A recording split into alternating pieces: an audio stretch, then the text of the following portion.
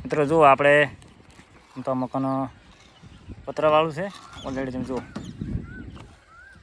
અને એને આપણે જે આગળ હજી કઠેડો આવશે એલિવેશન જો સદું ભરેલું છે, બહારથી પતરાવાળું દેખાય નહીં, બીજા માળે છે એટલે ઉડે નહીં. જો હાલ માલ નાખવાનું ચાલુ ઢાળ પાડવાનું છે એટલે પાણી બમમાં મૂકેલા છે પાઇપો જો અહીંયાથી જડીને નીકળી જાય. અને બીજું કે આપણી આ ચેનલ છે, અમારી ચેનલને સબસ્ક્રાઈબ ના કરી સબસ્ક્રાઈબ કરી નાખજો.